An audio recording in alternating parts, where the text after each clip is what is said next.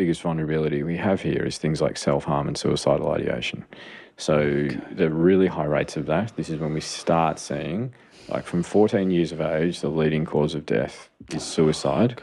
And so there is a vulnerability that the early signs that a kid is struggling is put down to this is just normal teenage stuff. So think about it as there's more storm, like turbulent stuff in their day, that we might be more sensitive to their environment, the way we say things, vulnerable social relationships, but they shouldn't remain stuck in those holes, and change. What we think about when we're doing assessments is change. This kid used to really participate in class. This kid used to be really social. Now they're not as interested in leaving their room. Now they don't really engage with that group. Like, those are things that make us worry that it's not just normal hormonal teenage stuff. There's hormonal changes that happen through puberty. They don't mean that you should have significant emotional difficulties. That's not a part of the hormonal change.